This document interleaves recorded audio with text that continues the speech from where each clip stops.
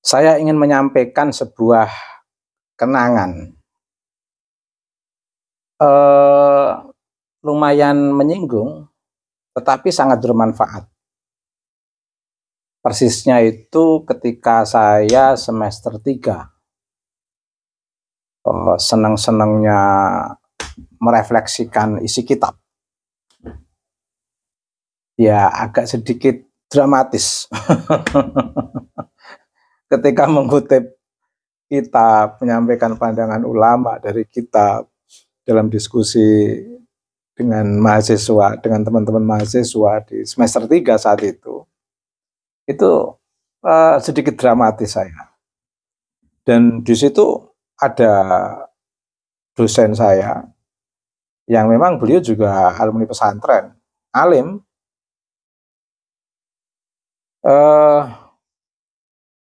Mungkin dosen saya tidak hanya melihat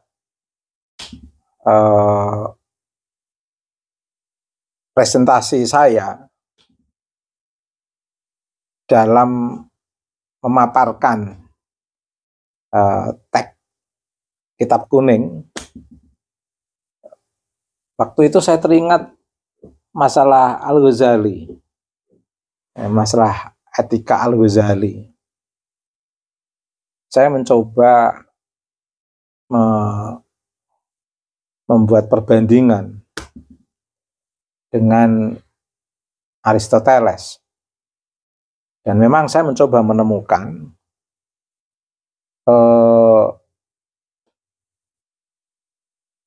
beberapa prinsip etik dari Al-Ghazali yang memang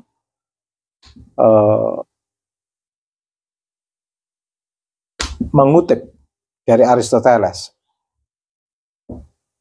dalam konteks bagaimana Imam Ghazali memahami prinsip etik universal terkait dengan tabiat manusia yang disadari maupun yang tidak disadari. Dan itu muncul dari kebiasaan-kebiasaan, dari empirisme atau latar belakang historis. Pada titik itu, saya memahami saat itu dalam konteks perbandingan antara Al-Ghazali dengan Aristoteles. Tetapi saya merasa memang saya kira itu tidak nampak di permukaan, meski sudah saya bungkus pola kesantunan di dalam membaca teks Al-Ghazali, tetapi memang dalam pikiran saya itu ada perasaan merasa pinter membaca teks Imam Al-Ghazali. Waktu itu saya ambil dari Qiyamiyah Sa'adah dan Al-Munqidh Maldolal, beberapa kutipan dari Ihya Ulumuddin. Tetapi pada saat saya menyampaikan teks itu memang agak sedikit ada nuansa mendramatisir konteks bacaan saya dan sedikit underestimate dengan beberapa teman. Saya kira gelagat ini itu tidak terbaca oleh pendamping perkuliahan, yaitu dosen. Tiba-tiba setelah beliau memberi penguatan, setelah acara lempar diskusi dengan teman kelas itu selesai, tibalah dosen saya itu memberikan penguatan.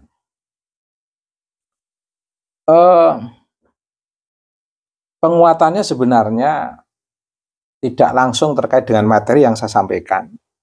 Beliau cukup mengapresiasi materi yang saya sampaikan.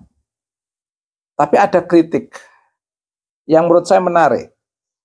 Kritik itu adalah dengan mengungkapkan santri itu ya santri. Katanya.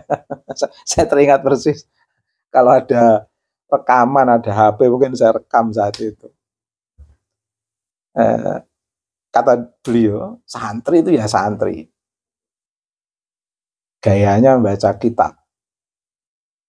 Saya yakin Yang dibaca itu karena sudah diujikan oleh kiai, dibacakan kiai.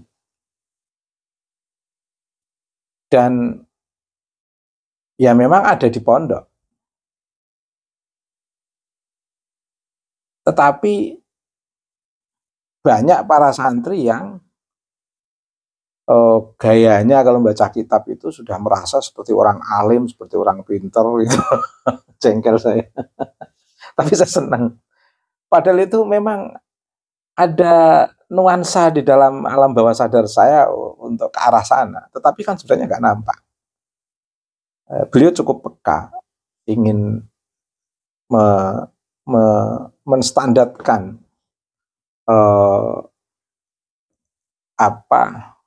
gaya saya seperti gaya santri pada umumnya mungkin. Beliau melanjutkan pembicaraannya.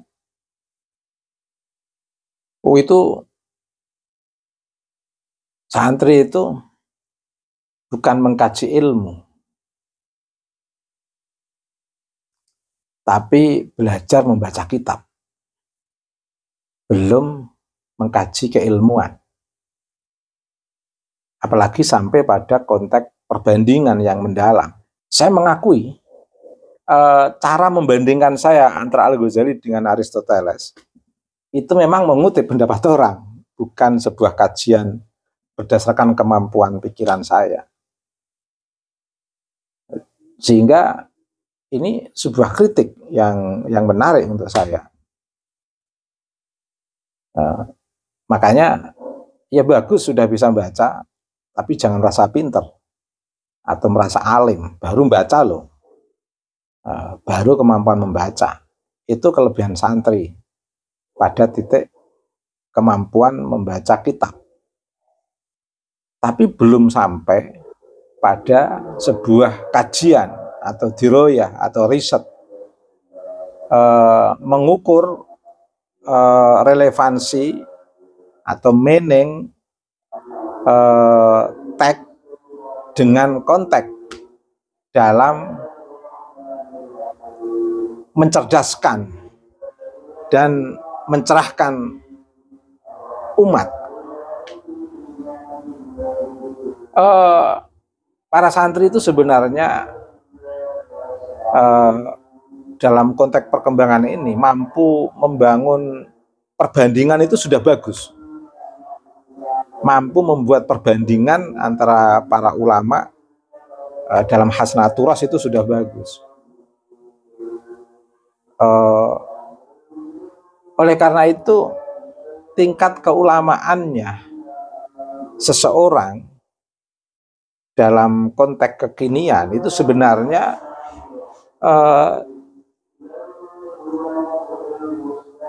kalau ingin ikut standar hasil yang sudah dihasilkan oleh abad pertengahan, ya lebih mudah.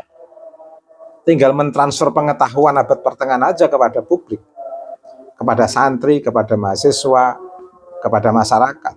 Tinggal mentransfer saja. Kemampuan mentransfer itu juga sudah sangat hebat. Tapi itu sebenarnya belum pada tingkatan mustahid. Karena beda pemikiran yang dihasilkan dari ijtihad dengan pemikiran yang dihasilkan dari proses membaca yang kemudian disampaikan kepada orang lain. Itu berbeda. Kalau ijtihad itu kerja meneliti betul terkait dengan sesuatu yang belum ada kesimpulan hukum, terkait dengan sesuatu yang belum terkira oleh masyarakat sezamannya, oleh karya-karya sezamannya.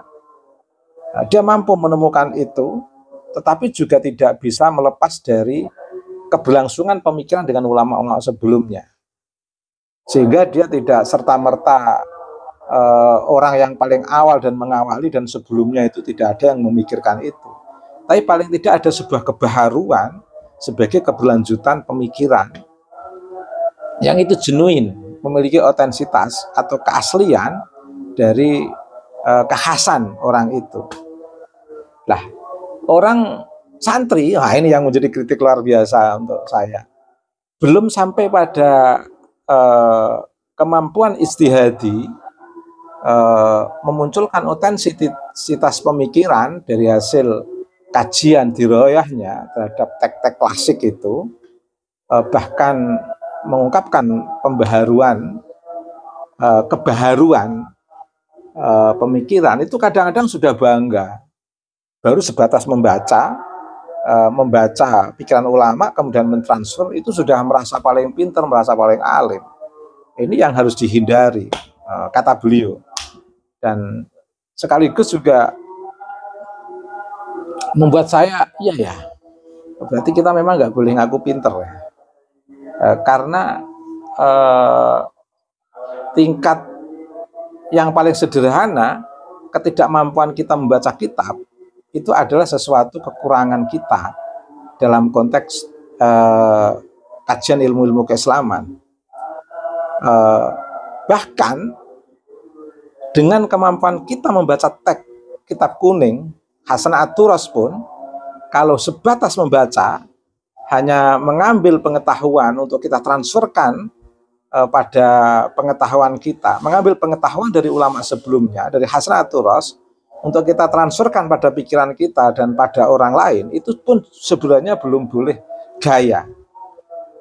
Karena masih hasil dari membaca yang disampaikan oleh seseorang pembaca dari Hasan At-Turas kepada publik, baru sebatas transfer of knowledge. Itu belum pantas mengaku sebagai orang pinter atau orang alim atau paling alim. Belum pantas itu. Tapi sudah bagus tingkatan membaca. Oleh karena itu, kalau ingin mengaku pinter, paling alim, harus ada otentisitas, kekhasan, atau hasil diroyah dia yang betul-betul khas, sebagai sebuah diroyah yang mengisi ruang kosong dalam studi ilmu-ilmu keislaman yang belum pernah terfikirkan oleh ulama abad pertengahan dalam Hasan At-Turas. Dia mampu memikirkan itu, atau yang belum disempurnakan dalam pemikiran ulama-ulama abad pertengahan, dia mampu menyempurnakan itu, atau paling tidak memberi penguatan yang genuine dari pikiran dia, dari Hasan At-Turas yang telah dia kaji. Nah, kalau sebatas hanya membaca kemudian ditransferkan, membaca dari Fathul Mu'in kemudian ditransferkan kepada yang lain, membaca Fathul Qorib kemudian ditransferkan pada orang lain, membaca Tafsir Jalalain kemudian ditransferkan kepada orang lain, membaca Ihya Ulumuddin, membaca Hikam, membaca kitab-kitab yang lain, kemudian ditransferkan pada orang lain dalam bentuk pengetahuan yang sama, belum ada proses bangunan keilmuan yang dia bangun sehingga orang lain bisa masuk dalam bangunan itu dan merasa nyaman dalam bangunan itu, sehingga ibarat suasana panas terik matahari, dia merasa dalam keteduhan. Kalau dia belum mampu membuat bangunan keilmuan seperti itu, ya masih sebatas membaca. Sebenarnya belum pantas mengakui sebagai orang yang alim, orang yang pintar. Nah, ini saya hanya mengingatkan, mengingat dalam konteks kerinduan pada dosen saya yang kritiknya bisa menembus ke pemikiran saya. Pada saat itu saya semester 3 itu. Semoga beliau mendapatkan anugerah terbesar di sisi Allah. Ilmu beliau yang disampaikan kepada saya ini berkah di bulan suci Ramadan ini, menjadi amal baik beliau. Beliau sudah wafat. Allah yarham. Semoga Allah mengampuni segala kekurangan beliau dan memberikan anugerah terbesar kepada beliau, irtaqa li hadratis sufiyah, bertempat di sisi para sufi-sufi agung, para kekasih Allah, minas syuhada wassolihin,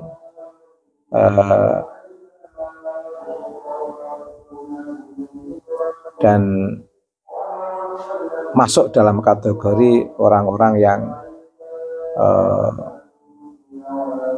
mendapatkan rahmat terbesar dari Allah Subhanahu wa taala. Amin ya rabbal alamin.